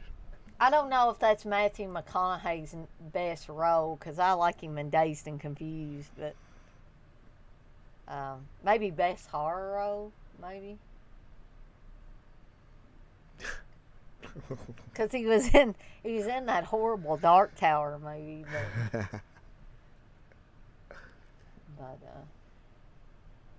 give me something else I can talk about, Steve, because I'm just waiting to see. What is your thoughts on the new possible Universal monsters coming out in 4K? Your thoughts, please. Well, that's probably more of a question for Steve, but I'd be happy about it for Steve. Would you be happy? Yeah. I'm not really sure. I have to see the differences before I would even I consider would buying watch them. them. I wouldn't want to get all of them again, but I'd get maybe individual ones. Steve always says you don't have to rebuy everything. That's on true. 4K. That's true. But he said that about Blu-ray too. Well, yeah, but well, And he also told me you didn't need to buy comedy films on Blu-ray. Well, now Blu-ray is cheap as DVD. I mean, give it take $2-3. So Well, it's Jerry said, didn't you tell me that DVDs are selling more than any other physical media? And he said the same thing. Yeah, I mean, they're still the market is mostly DVDs. That's why they're still out there, and new movies are getting released on DVD. And Blu-ray is a little bit, I would say, but 4K is usually between, I think the highest I've saw it is 9%. So. Wow. Hopefully it plays. Do you have that? The Suspiria Collector's Edition DVD from 20 years ago? I don't think I have it any longer. Oh, I do have the opera. Let me find it real quick. He's going to go dig something out of his shelf. I don't know. Honestly, I don't know how Steve finds anything on his shelf because I'm a big library person and I have to have organization. And see, Steve is standing in front of them looking for it. So he has to figure out what his logic is when he filed these. No, it's all. I have all my Jallos in there. And X-Ray says, how clear can they make a movie, really?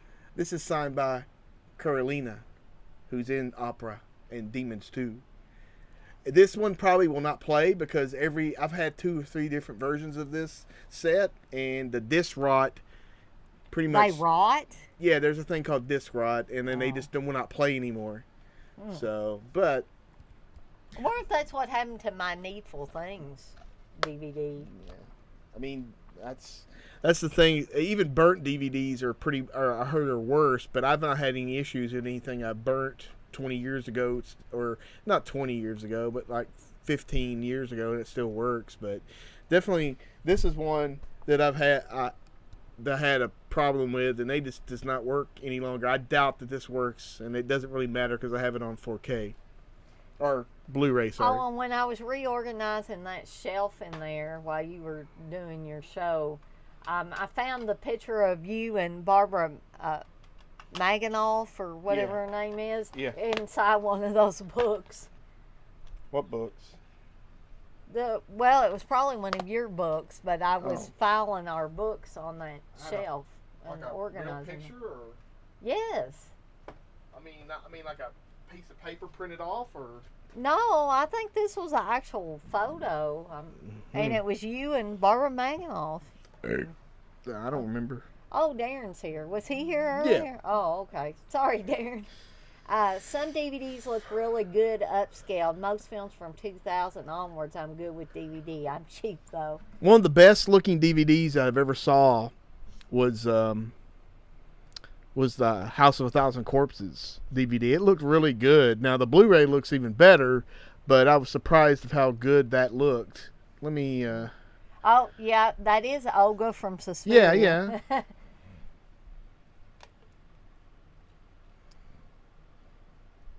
What are you doing, Steve?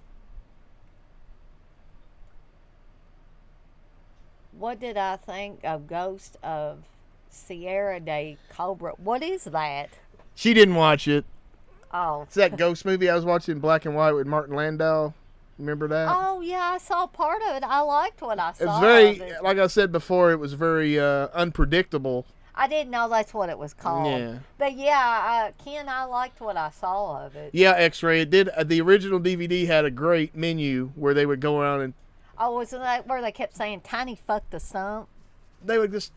They would do crazy stuff. It's random stuff or comedic skits or jokes and stuff. It was really good. I like that. I actually have a burnt DVD of it somewhere around here, but I have no clue where it actually works. I would rather have that than there have been some DVD menus that are confusing as hell to try to find what part. Oh, one thing I did hear that something about the Beyond might be coming to 4K, which I find very strange.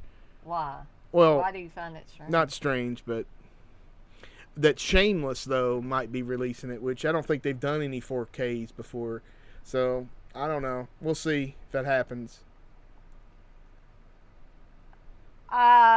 Probably me, because Steve is very selective about what he gets on 4K. I mean, very selective. I can't. I think I had I thought I had a Visiting Hours DVD, but Darren, I can't really remember what the quality of it looked like at this point.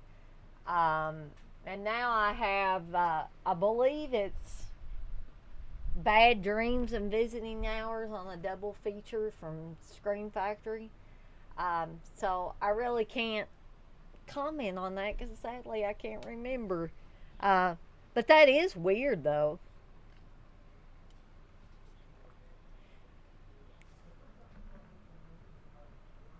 Wow. X-Ray, you have a lot more restraint than me.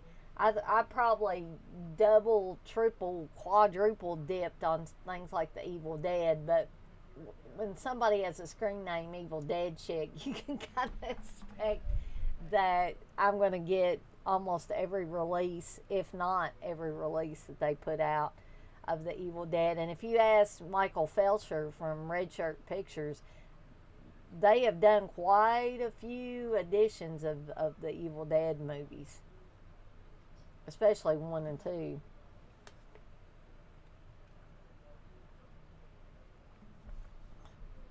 But I was trying to think if maybe there was something else I wanted to bring up, just to throw something out there. Oh, does anybody, while we're just sitting here talking and stuff, since it was brought up about from XX about retrospective requests, does anybody in here have a retrospective request or any kind of topic of request that they would like me to cover on my live stream?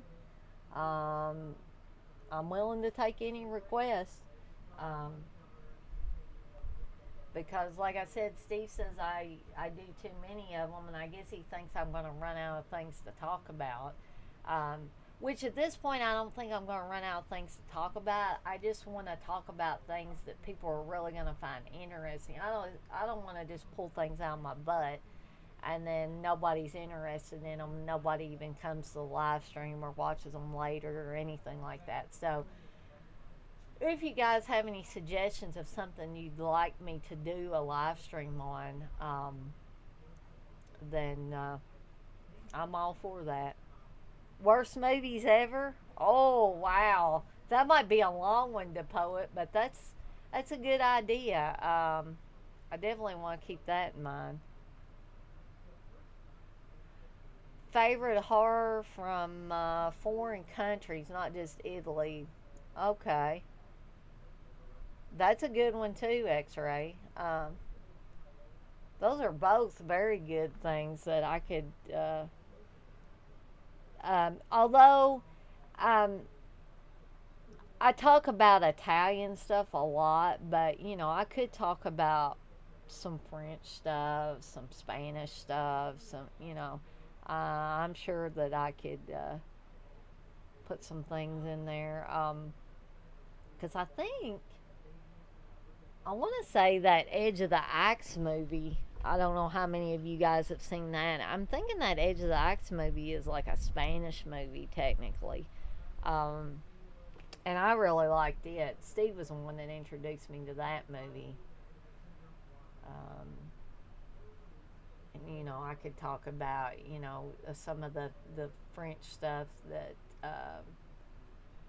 came out in the last, I don't know, 10, 15 years or something.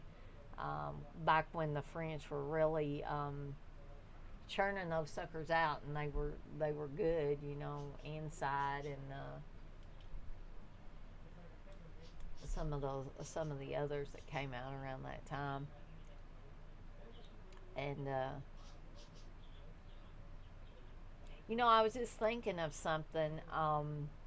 most disturbing horror movies, because I don't know about you guys, but there have been some movies that, and actually in my 1986 retrospective year, I am going to talk about one that I think is disturbing, and Steve actually thinks it's a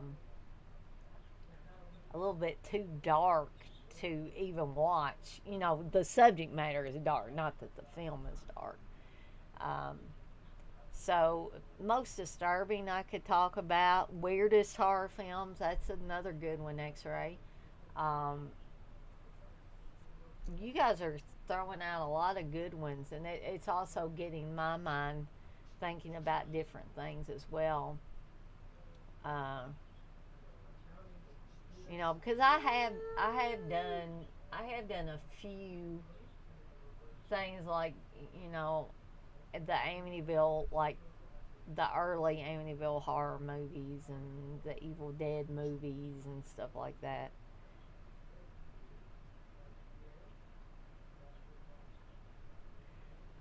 Can you like a stream on my most wanted titles that need an upgrade on Blue? That would be good. I could see myself doing that. Best movie starring Tony Moran. Was he ever starring in anything, X-Ray? I was going to say probably the best thing he was ever in was Halloween, and it wasn't the best thing because he was in it. Yeah, Tony Moran.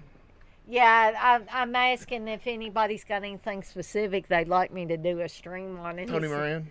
Best movie starring Tony Moran. Danielle Harris's eyebrow or retrospective. Could we include the episodes of Roseanne that she was on? What's your favorite label, Dana? Oh, my favorite label. Gosh. That's hard. There you go. Scream Factory, maybe? Yeah, but I like a lot of Arrow stuff. And, yeah. So it'd probably be a tie between Arrow and Scream Factory. You can do director's retrospective, Dana, like De Palma. Yeah. De Palma, Dana. I like De Palma. I could talk about him. Not your Palm, De Palma, Brian De Palma. You could do Film Fatale, but De Palma's movie. And I don't think I've seen that. And Snake Eyes with Nick Cage, with De Palma. Did Palma do that one? Yes. Okay. He did. I'm a big fan of De Palma's earlier stuff, dear. Ken saw an interview with Moran saying he got paid for H2. His 2 seconds in the sun was cut out. Must be full of it. I'm sure he gets royalties. Oh, I'm sure he does too. His 2 cents or whatever. Yeah, he gets like a 1.5 cents checks. That guy's a sad, sad little man. But I'm sure he had his time, but I think his time has come and gone, and I think he's trying to squeeze every last bit of blood out of that one performance. I think some people, not just Tony Moran, but there's other people that have been in movies that think that they're bigger than they are. And I think they should just, I'm not trying to hurt somebody's feelings, but when somebody like Tony Moran just basically says Halloween fans are a bunch of idiots, morons, whatever, what did he think was going to happen when he said that? That was kind of taking a dump on horror fans in general, I think. So, I don't want to make anybody feel bad or feel suicidal or anything because of something I said about them. But, when you say something like that to horror fans, especially because horror fans are some of the most dedicated fans ever. And when you shit all over them, then you kind of, I'm sorry, you kind of deserve what the flack that you're going to get for that. But yeah, let's not give Tony Moran any more attention. I don't think he needs it. But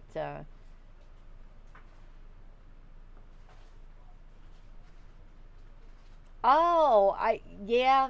Now, Don't Look Now is a movie that Steve, I can't get Steve to watch. Ain't that the one you won't watch, Steve? Steve. Steve Benningfield. Yeah. Isn't Don't Look Now the one you won't watch? Yeah, I don't like the ending. Yeah, Steve won't watch Don't Look Now anymore. I like the movie, and I watched it actually not very long ago. But yeah, I totally forgot about the little person in the raincoat from Don't Look Now. Darren, I agree. I think Don't Look Now is a masterpiece. It's a really good film, but I thought Steve told me originally that there was something that disturbed him in that film, and I don't know. I can't recall what it was now. But he says today that he didn't like the ending either. So, there have been several films of late, speaking of not liking endings, that I haven't liked the ending to. And the movie itself was pretty good. But then when it got to the ending, it's just like complete cop out. And Steve disagreed with me on several of them, but there's been at least 2 or 3 films that we watched together that I was with the movie, the majority of it, and then they did that thing about copping out at the end or having a non-ending. And that's taking I'm sorry, but that's taking the lazy way out when you have a pretty decent film and then you get to the end and there's no ending. And I don't like laziness when it comes to my movies. I don't care if it's a horror movie or a drama or a comedy or what. But don't pull that shit on me where you're just too lazy to come up with a competent ending for the movie. Yeah, the sisters are pretty freaky. And I agree too, Darren, not to mention Tony Moran again, but Tony Moran should be blackballed. And there's a few other people floating around in horror circles that should be blackballed, I think, and shouldn't even get asked to come to conventions or anything because they take all the fun out of everything that us horror fans like. And I don't know why people keep asking them to come to conventions. I really don't.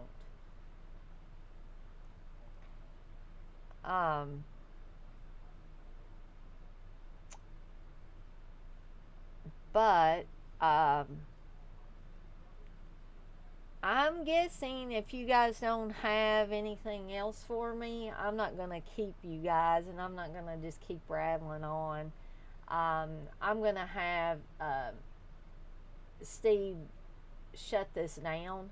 I'm going to holler at him and have him come in here. I've got to cook him some pizza anyway. We've got a Tombstone pizza that I've got to put in the oven and cook. So I've got to do my wifely duties here and feed my husband. So, like I said, I guess I'll wait a few more seconds here, but I'm going to go ahead and holler for Steve to come in here and shut everything down. And I thank you guys for kind of hanging out with me for a little bit while I just rattled on about nothing. Or that's how I feel, Thank you, Darren. You too.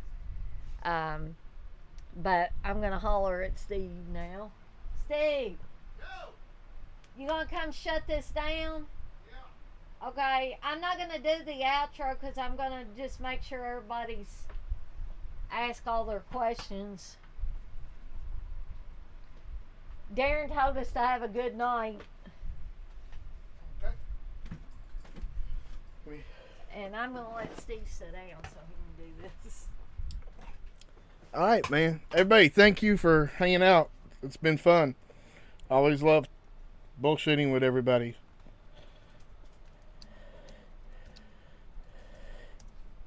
Peace out. Thank you to all of our supporters on Patreon. DEADPIT on Patreon.com is the only place to check out a complete archive of the old DEADPIT radio shows all the way back from 2005 on, in addition to the midweek shows and fan commentaries, exclusive podcasts, and much more. DEADPIT on Patreon.com if you're interested. Tiers start at only $1.